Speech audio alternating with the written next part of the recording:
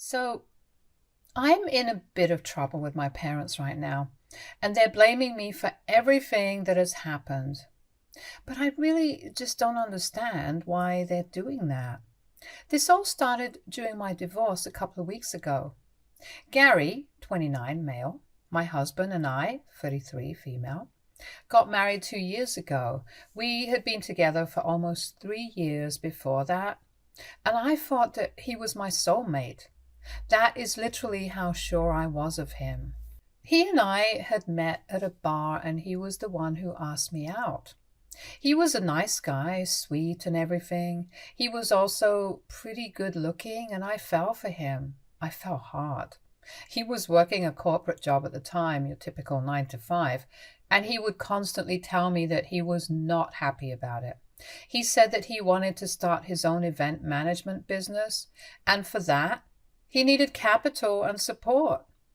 Apparently, his parents were not very keen on the idea of him starting his own business because they thought that it was too much of a responsibility to take on by himself, and he was much better off working where he was. I'm a high school history teacher by profession, and so I did not exactly have the kind of money that he needed to start his own business. But I told him that whenever he wanted to quit his job and start working for himself, I would always be there to support him. That was a huge mistake because about 3 weeks after we got married, he came up to me and told me that he had quit his job. No prior discussion. I was obviously kind of put off by that because we had to take a lot of things into consideration at that point in time. We had been living together before that for almost a year, but marriage was a different ball game, and I couldn't even say anything to him with regards to his decision to quit his job, since I was the one who had told him that I would stand by him any time he wanted to start working on his business. We had bought a new house together, and we still hadn't finished paying for it, which was the biggest of my worries at the time. So when he told me that he had quit his job, that was my first question to him. What were we going to do about the house? Since I would definitely not be able to handle all the bills and also pay off the cost of the house on my salary balloon. It was very unlikely that he would be able to contribute since he had quit his job and did not have another lined up. Even if he started his business that day itself, it would still take a couple of months for him to start making money off of it. And until then, he would have to rely on his savings. But even if that would prevent him from investing in his business, it was a very difficult situation. I would only be able to take care of the bills with great difficulty, and we would really have to start living frugally because when he quit his job, he did not even have a business plan. It was already really risky, and on top of that, he did not have any idea how to go about the whole thing. He just made that decision and sent his resignation in the heat of the moment one day. I tried not to fight with him over this and be supportive of him, but it was very difficult because the choice that he had made did not seem to be a very well-informed one, and it was clearly not something that he had thought through. I was very worried, but he kept telling me that he would look for a way to fix things, which did not help. But at least it gave me a sense of relief because I knew that whatever it was, I could get through it with him. This was just 3 weeks into our marriage, so we were still in our honeymoon phase, which explains why I was being so stupid. I was really ready to believe that I could get through everything just because he was with me. Love solves everything was basically my state of mind. Or maybe it was just something that I told myself to prevent myself from having a complete nervous breakdown because I was so stressed out. The issues with the house were solved relatively quickly, even though it came at the cost of having a relationship with my in-laws. After Gary quit his job, the next step was to tell our families about it because we needed their help and support to get through the next couple of months. And the support was going to be both moral and financial. My parents were pretty cool with it and said that they would try to help me out with money whenever I needed it. Both my parents are dentists, so money is not a problem for them. However, my in-laws were not happy about what Gary had done.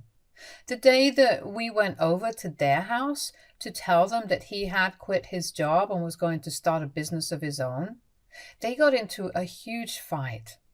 His father was a lawyer and his mom was a moderately successful artist, so they were also reasonably well off, but they believed that Gary was being hasty and did not support his decision. For them, it was not a financial issue, but it seemed to me that they just did not have faith in him. Right now, I can see why, but at that time, I felt like they were being really hard on him. They were pissed, and rightfully so, since the company that he had been working for belonged to a friend of my father-in-law, and he was the one who got him the job there in the first place. He was upset because he thought that Gary was being irresponsible and also believed that he should have saved some more money before he quit, and I agreed with it. But I didn't say it at the time because I wanted to take my husband's side. Anyway, their whole fight was based on the fact that he had quit his job without any notice. And that was really insulting for him and his friend since he got the job as a favor to his father. He wasn't exactly qualified for it because it was an upper management position and he did not have the kind of experience that it required, but he still got the job because of his connections. So for his age, he was doing exceptionally well, and he had thrown all of it away without a second thought. I can kind of see why his father was pissed off at him, but at the time, even Gary had a point. He said that he wanted to start a business of his own, and that had always been the goal. However, the job kept him so busy that he barely had any time to work on his ideas, and so he had to quit to get ahead. And he did not see anything wrong with it because it was all business. It was not personal, and it was not his fault that they were mixing the two. Both of them had pretty strong arguments, so I didn't say anything, but I knew that I had to support my husband no matter what. So after we left that day, I knew that I could not change his mind. So the best thing to do in this situation would be to support him and his dreams and have faith in him because I thought that it would help him. After that fight with his parents, they pretty much stopped speaking to him because they believed that he did not value them and their opinions, which is why he just always did whatever he wanted to and expected them to support him, even if they did not agree with what he was doing. They believed that he was very self-centered and everything had to be about him. Even after he got married, he did not change. And he didn't even think about the kind of pressure that he would be putting me under by quitting his job. His parents were actually the only people who were sympathetic to me and tried to think about my point of view at the time instead of just him. So a couple of days after that fight, they reached out to me and told me that they were going to pay off the cost of the house so that I would not have to worry about it. They knew that this was the biggest of my concerns at the time, and they were willing to help us out, most specifically help me out. During that conversation, they told me that they knew that Gary had been put in a very difficult spot. And I wanted to support him, but I also had to be practical and think about the real-life consequences of what he was doing. Because I knew that he did not have a business plan. He did not have any investors. He did not even have any friends who were going to join him. So he had to start from scratch, and all his time, money, and resources were going to go into building his business. It was very unlikely that he would be able to cover the cost of living since he did not have enough money saved to make a decision like the one that he had made. And I did not earn enough to support him, so they wanted to help me and pay off the cost of the house. And I was genuinely more than happy to accept their help, because I did not have any shame in admitting that I needed the help and I could really do with the money. So I let his parents pay for the house, even though he was not happy about it, and he did not even hide it. He tried his best to convince me not to take their help, but I was not going to be an idiot. I told him that this was the only way that he would be able to get through the next couple of months and that we had to accept their help, whether we liked it or not. because he had quit his job and had put me in an impossible position by doing so. And now, if his parents wanted to help us, then I had every right to accept that help, because he did not consult me before quitting his job.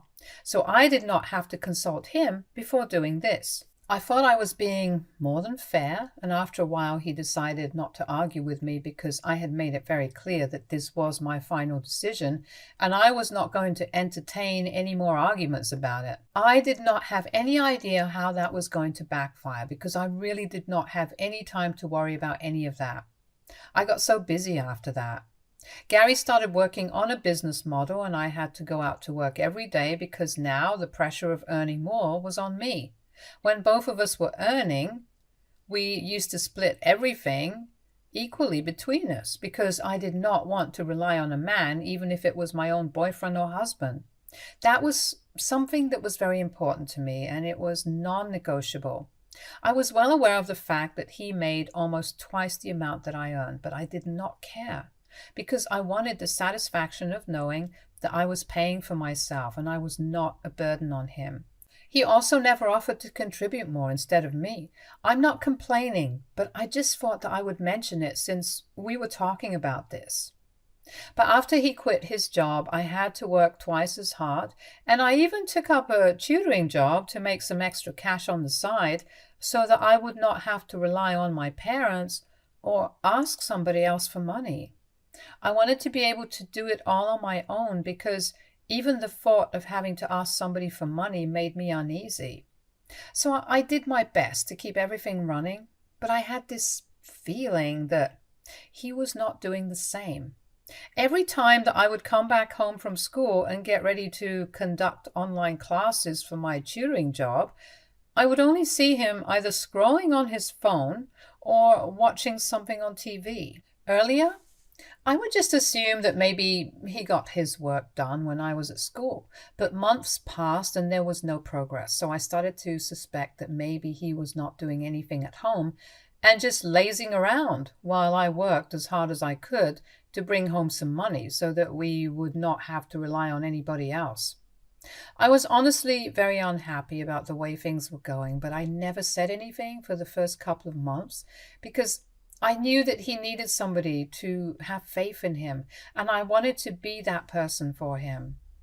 But then there's only so much one can do without seeing any results, and I started getting really agitated after one point in time because he kept telling me that he was getting ahead, but he still did not have any investors, and he didn't have anything to show for what he was doing at home all day. On the weekends, I could not observe what he was doing because he told me that the weekends were his days off, and I couldn't even question it. Because any time that I tried to talk to him about the progress that he had made so far, he would get really upset and accuse me of trying to rush him and acting just like his parents. I thought that it was very unfair and I was getting really frustrated, so I decided I would spy on him one day, because that was the only way that I could get to the bottom of this and figure out why he was not an established businessman yet.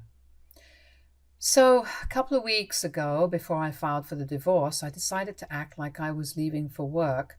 But then I didn't go anywhere, and I just lurked around the house to see what he would do. To my surprise, as soon as I had walked out of the door, he tossed his laptop aside and lay down on the couch with his phone. I was outside the house and peeking in through the living room windows like a thief, but I was crouched in such a position that he could not see me. However, I could see everything that he was doing, and I thought that maybe he would be on his phone for a little while and then get back to work. But I think I must have been sitting on the ground outside our house observing him, and he did not move a muscle for almost an hour. Now, before anybody comes at me saying that I could have installed cameras and stuff, I did not want to do any of that because it was a lot of effort and I already had some sort of idea that he was not actually doing anything while I was not at home. So I was not going to waste my time, energy, and money trying to install cameras secretly and stuff when I already knew the truth. I just had to see it with my own two eyes to be able to prove it. As soon as almost 45 minutes had elapsed and I had been sitting there, watching him do nothing, I decided that I had seen enough and I went in to confront him.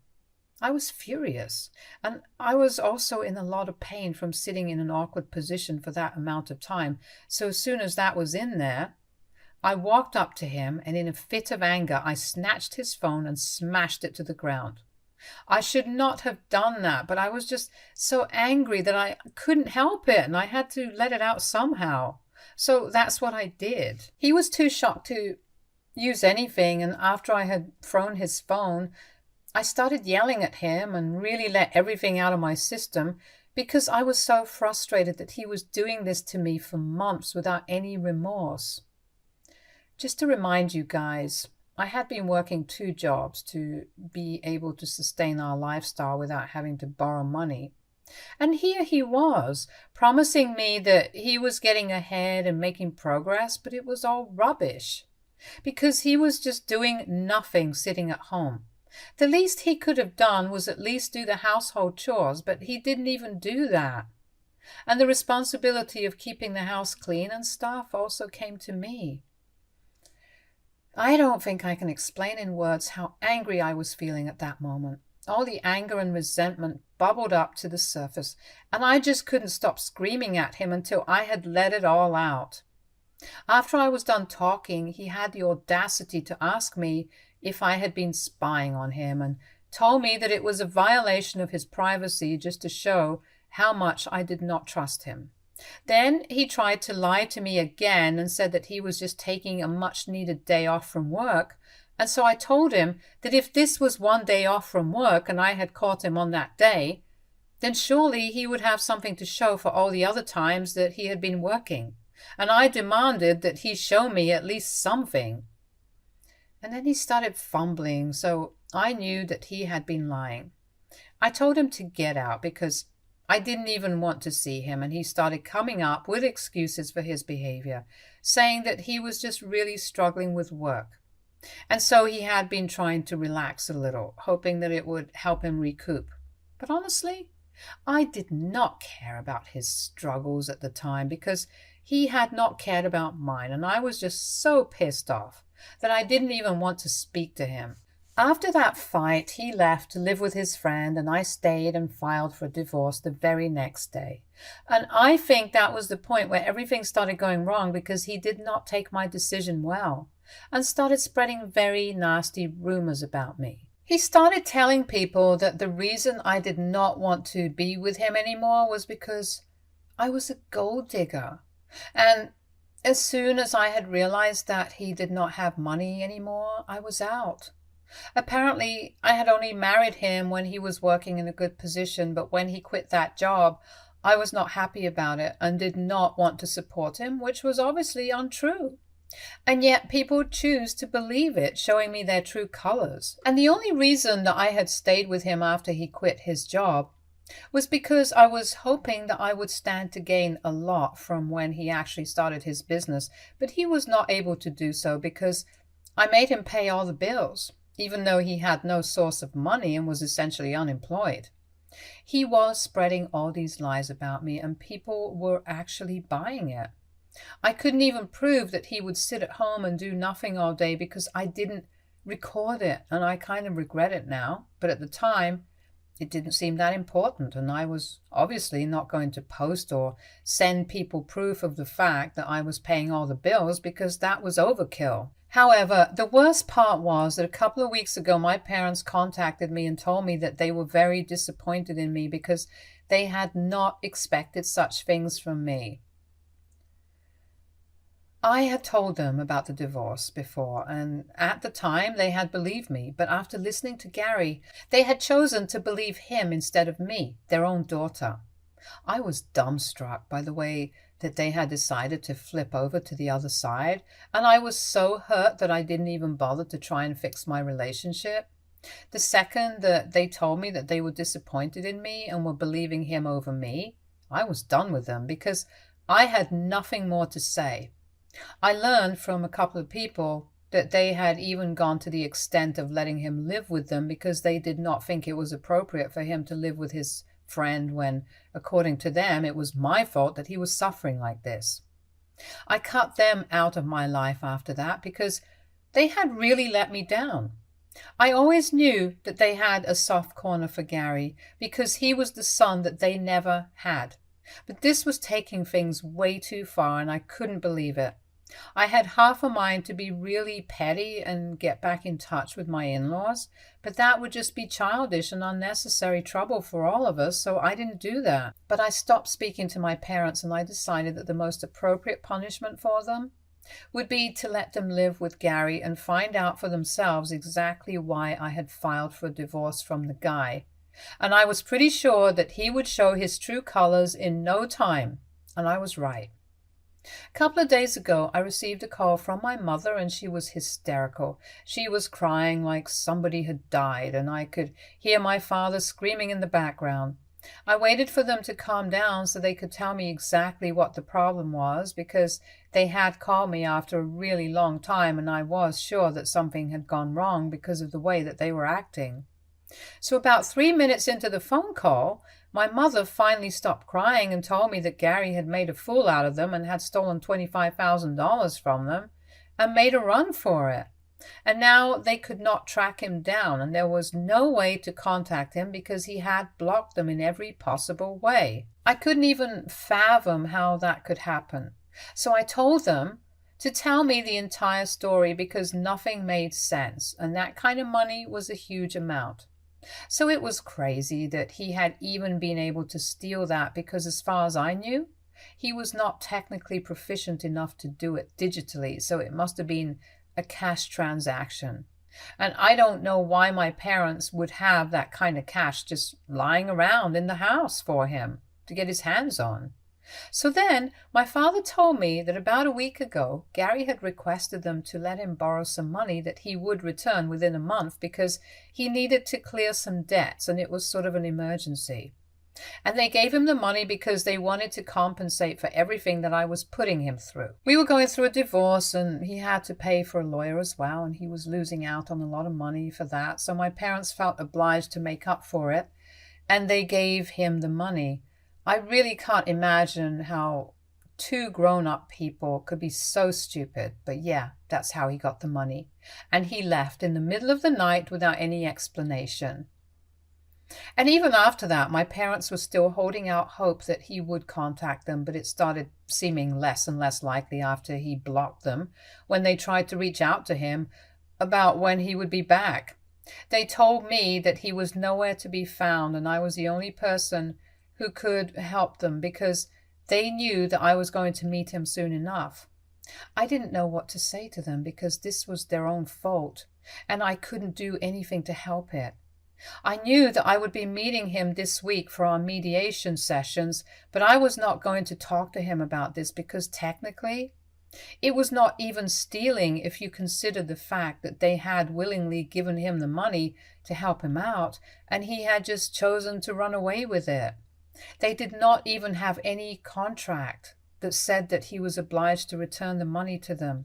So legally, they could not claim anything, and the money was gone. It was their own stupidity that had led them here, and I was not going to waste my time trying to fix their mistakes. So I told them that tough luck. But this situation cannot be helped, and they just had to deal with the fact that it was gone. And then they started getting mad at me and told me that this was my fault for not warning them about Gary, because clearly he had been lying about everything, and my version was what was real. I was so annoyed that I hung up without entertaining more of that conversation, because it is so stupid to imply that I should have warned them when in reality they were the ones who shouldn't even have doubted me in the first place. Because I am literally their daughter, and I don't know why they would ever choose to believe my soon-to-be ex-husband over me, under any circumstances. They have been texting me every day since then and telling me that I need to fix this somehow. And I don't even know how I'm going to do that because it's not like Gary and I even speak to each other outside of our meetings with our mediator. I did contact him yesterday to ask him why he would do this thing because it was so unethical and immoral.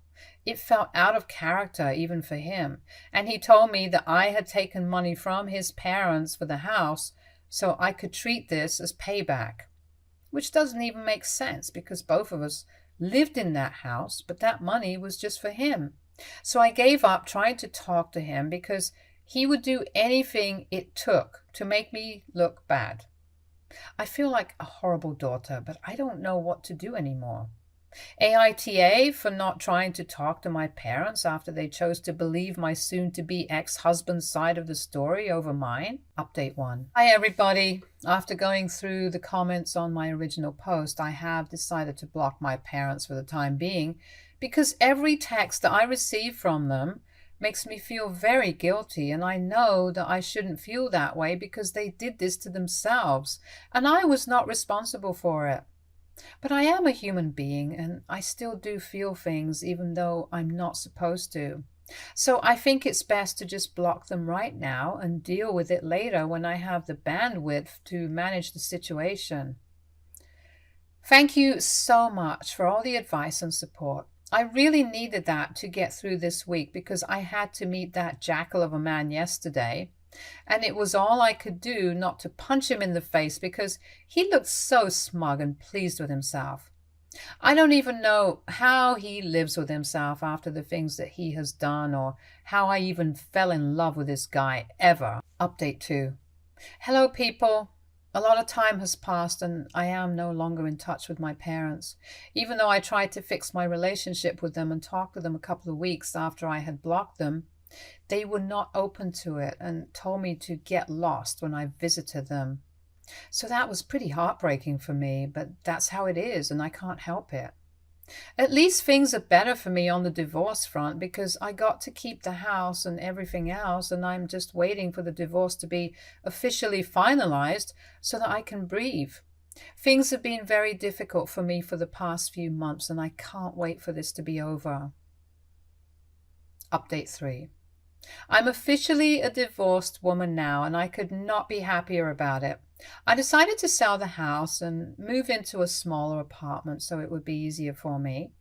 I'm no longer in touch with anybody from my old life, be it Gary or my parents or even any of the common friends that we had, because they showed me that I could not trust them, since they believed the rumors that Gary had been spreading about me. So now it's just me and a couple of people that I can actually trust and rely on, and you know what?